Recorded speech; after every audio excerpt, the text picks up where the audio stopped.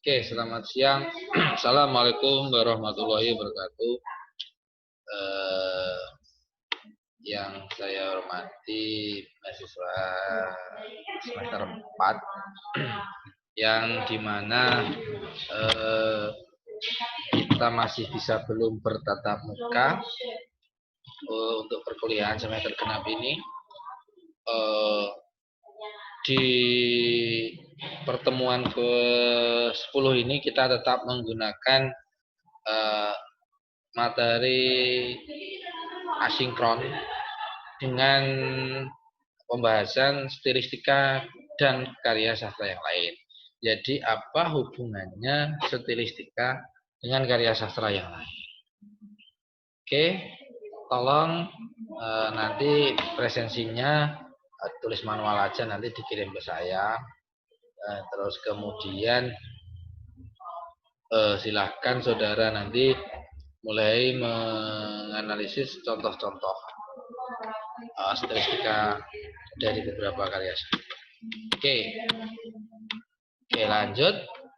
Yang pertama, hubungan stilistika dengan sastra, hubungan stilistika dengan estetika, hubungan stilistika dengan retorika, dan hubungan stilistika dengan semiotika.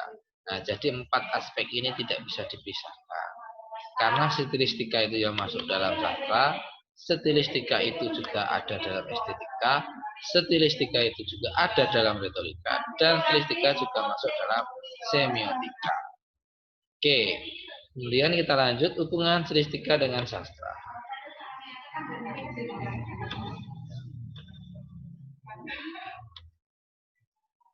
Sastra merupakan karya seni kreatif berupa media yang memiliki 2 fungsi pokok. Pertama, menyampaikan ide, teori, emosi, sistem berpikir, dan pengalaman keindahan manusia. Nah, kemudian yang kedua, menampung ide, teori, emosi, sistem berpikir, dan pengalaman keindahan manusia. Jadi ini merupakan definisi sastra. Terus lanjut. Menurut Luxemburg, nah ini yang sering saya sampaikan. Menurut Luxemburg dalam semi, ini bukunya antar semi, bukunya kayak 2000, penulisan di tahun 2008, terdapat 5 aspek karya sastra. Dia itu berbentuk sebuah kreasi, kemudian bersifat otonom, memilih koherensi, menghidupkan sebuah sintetis, dan mengungkapkan yang tak terungkapkan. Jadi ini yang dipakai dalam stilistika. Terus, nah, kemudian kita lebih mengarah ke sastra. Kebebasan pengarang dalam menuangkan ide atau gagasan dalam bentuk karya sastra tidak bisa dianalisis. Hanya menggunakan ilmu biasa, tapi harus ditelaah dengan ilmu khusus, yaitu stilistika. Nah, ketika saudara membaca puisi, membaca cerpen, terus melihat televisi ada seni drama, itu saudara wajib menyimak dulu bahasa satu dengan bahasa keduanya. Baru saudara bisa memaknainya. Misalkan contoh puisi, saya punya contoh judul puisi Cintaku Jauh di Pulau Laut. Ini tidak hanya ilmu biasa saja yang tidak hanya sebatas ilmu biasa, yang ilmu bahasa biasa yang saya, tapi perlu ilmu khusus, yaitu ilmu tentang stilistika, gaya bahasa pengarang. Apa maksudnya? Oke, dari definisi tersebut kita sebenarnya bisa menyimpulkan bahwa stilistika merupakan bagian yang tidak terpisahkan dari sastra. Karena semua karya sastra itu mengandung yang namanya stilistika. Oke, lanjut. Nah, hubungan stilistika dengan estetika. Stilistika mengkaji berbagai fenomena kebahasaan dengan menjelaskan berbagai keunikan dan kekhasan pemakaian bahasa dalam karya sastra berdasarkan maksud pengarang dan kesan pembaca. Oke. Sedangkan estetika mempelajari aspek yang memberi keindahan pada sebuah karya seni termasuk karya sastra. Jadi kalau estetikanya itu nilai keindahan. Jadi setelah ya seorang penulis itu sebenarnya, atau kita menulis menulis sebuah puisi itu sebenarnya saudara menggunakan ilmu estetika. Tapi saudara belum memahami atau mengetahui bahwa itu adalah teori atau pelajaran yang kita pahami dengan estetika. Terus, nah, kalau kita simpulkan, dengan demikian stilistika itu atau dengan demikian stilistika dan estetika itu mempunyai kesatuan di mana stilistika itu adalah gaya dan gaya selalu dihubungkan dengan pemakaian bahasa dalam karya sastra. Karya sastra tersebut merupakan keindahan lah. Inilah jadi arti dari estetika. Dari keindahan tersebut, estetika berperan sebagai ilmu yang membahas keindahan. Bagaimana karya sastra itu terbentuk dan bagaimana seseorang bisa merasakannya. Jadi secara tidak langsung, saudara itu sebenarnya menerapkan estetika keindahan dalam kegiatan menulis. Tapi saudara tidak memahami bahwa itu penerapan dari ilmu stilistika tersebut. Oke, terus hubungan stilistika dengan retorika. Ini.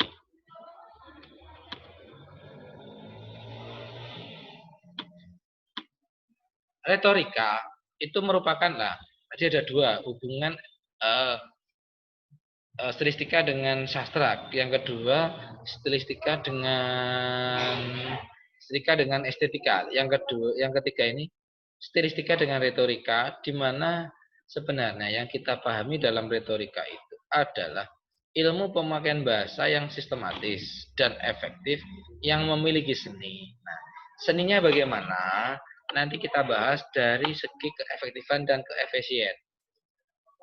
Di dalam kehidupan berbahasa, manusia itu tidak lepas yang namanya menggunakan retorika modern. Retorika modern ini lebih penggunaannya ke berbahasa tulis yang efektif dan efisien. Keefektifan ini digunakan untuk mencapai sasaran yang tepat dan pemahaman utuh. Contoh, ketika saudara nanti jadi guru, saudara menjelaskan sebuah materi dengan bahasa yang singkat, jelas, mudah dipahami, efektif. Itu sudah yang dimaksud dengan yang namanya ilmu retorika. Seni dari retorika seperti itu. Kemudian dari dua, seni keefisienan. Bahasa yang digunakan dengan yang diatur atau tertata rapi. Nah, tertata rapinya itu biasanya termasuk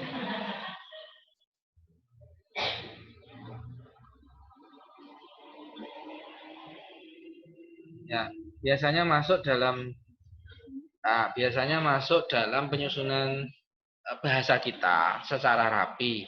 Nah, retorika ini bisa berbentuk dalam tulis maupun lisan. Oke, dari sini bisa dipahami. Kalau nanti belum bisa ditulis apa yang ingin disampaikan. Oke, retorika dari segi seni keefektifan dan keefisienan. Kemudian, selanjutnya persamaan antara retorika dan stilistika.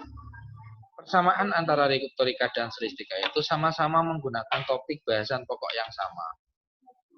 Nah, kedua, sama-sama menganggap retorika itu pencapaian hasil atau komunikasi yang baik ditentukan oleh beberapa faktor. Yang ketiga, sama-sama menganut pandangan bahwa komunikasi yang baik dapat dicapai dengan persiapan atau perencanaan yang baik dapat dicapai dengan perencanaan yang baik. Oke. Terus faktor kemampuan penutur. Nah, faktor kemampuan penutur ini, kalau retorika itu berbentuk bahasa lisan, intinya dalam menggunakan seninya misalkan punya karakteristik yang baik, lugas, suaranya keras, mudah dipahami. Kemudian yang kedua, faktor kualitas topik atau gagasan. Nah, kalau retorika ini dia mempengaruhi faktor ketika saudara mau menyampaikan sesuatu di masyarakat umum luas, saudara wajib mempunyai topik bahasa yang luas yang setidaknya itu orang bisa, oh ini sangat menarik sehingga saudara itu bisa lebih menarik. Terus yang ketiga, faktor sistem penyajian gagasan yang bernilai estetik. Faktor sistem penyajian yang gagasan yang bernilai estetik. Jadi ya tetap penyampaian bahasanya itu indah. Ketika saudara itu merasa nyaman, oh orang ini berbicara, itu dia punya nilai estetika. Ketika saudara itu, oh ini jenuh, menjengkelkan, kurang enak, terlalu bagaimana, itu dia belum menggunakan nilai estetik dalam retorika berbicara. Dan faktor kemampuan penanggapan atau penikmatan oleh pembaca atau pendengar. Nah, ini penikmat. Biasanya agar kita tidak jenuh, kita menggunakan teori-teori agar pembaca itu mempunyai kenikmatan tersebut. Terus, perbedaan antara komunikasi sastra melalui stilistika dengan komunikasi non sastra retorika. Nah, ini sudah ada tabel. Tabel ini ada kolom yang sebelah kiri itu stilistika, yang sebelah kanan retorika. Nah, ini penjelasannya. Stilistika itu bersifat subjektif. Kemudian retorika itu dia stilistika itu bersifat subjektif, bersifat ekspresif. Kemudian sasaran, perasaan, terus memancing keindahan, terus memunculkan keragaman makna. Nah, kalau retorika lah, ini apakah sama? Retorika itu bersifat objektif, impresif, sasaran pikiran, memancing kekuatan, memunculkan kesatuan makna. Kalau retorika kan seninya, seni berbicaranya. Kalau stilistika itu seni tulis yang menerapkan pemodelan dengan model gaya bahasa. Oke. Stilistika mengkaji gaya bahasa, sedangkan semiotik mengkaji tanda-tanda perlambangan dalam karya sastra. Ini dua disiplin ilmu yang berbeda. Kalau stilistika itu mengkaji gaya bahasa, jadi gaya bahasanya yang ditulis itu. Tetapi kalau semiotik dia lebih menganalisis dari ini bentuk kata, ini bentuk gabungan kata, frase dan lain-lain. Dia mempunyai tanda-tanda atau perlambangan karya sastra yang bagaimana. Itu lebih di.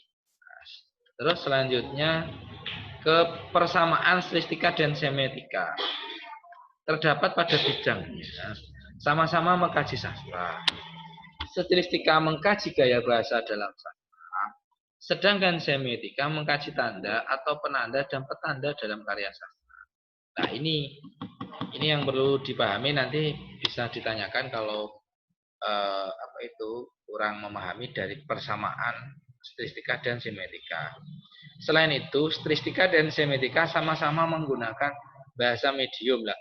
Bahasa medium itu setidaknya bahasa yang tidak sesuai atau bahasa yang komunikasi yang penggunaannya itu penggunaan tanda, misalkan cintaku jauh di pulau laut. Misalkan cintaku jauh di angan, jauh di pulau, itu kan sebenarnya penggunaan kata medium. Terus hubungan stilistika dengan semiotika. Nah, kalau hubungan stilistika dengan semiotika secara garis besar itu dapat dikatakan terletak pada kajiannya. Oke, pada kajiannya, kalau stilistika itu mengkaji bahasa yang digunakan pengarang dalam mencapai efek keindahan, sedangkan semiotika mengkaji bahasa dalam karya sastra berdasarkan tanda-tanda perlambangan. Nah, coba nanti di rumah coba dianalisis. Contoh, ini bentuk retorika, ini bentuk stilistika, nanti bisa dianalisis.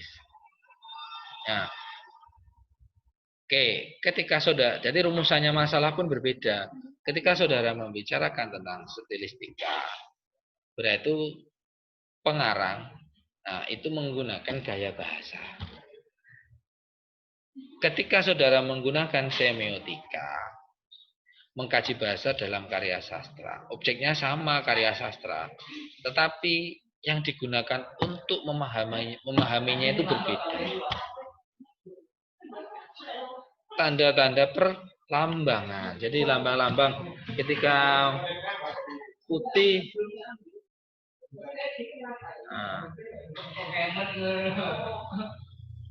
ketika putih itu kata berarti suci, berarti apalah, itu kan bagian perlambangan. Tetapi orang contoh seperti ini, kapuk putih. Nah, itu kalau dalam kesatuannya dia menggunakan gaya bahasa. Tetapi yang dimaksud dalam semiotikanya, kata kapuk putih itu menunjukkan bersih, suci, dan lain-lain. Oke, mungkin dari pembahasan saya ini ada yang kurang dipahami, bisa ditanyakan lagi. Oke, udah ya, kalau sudah nanti tolong presensinya, kalau ini sudah di YouTube bisa di subscribe untuk besok. Kalau nggak di subscribe nanti ya lewat presensi yang sesuai dengan jadwal perkuliahan. Terus untuk UTS yang belum nanti silahkan dikumpulkan lagi. Dan jangan lupa nanti saudara berdoa kalau di awal perkuliahan sama akhir perkuliahan. Oke, saya akhiri ya mata kuliah stilistika ini, pertemuan 10. Oke, saya akhiri, semoga bisa bermanfaat. Wassalamualaikum warahmatullahi wabarakatuh.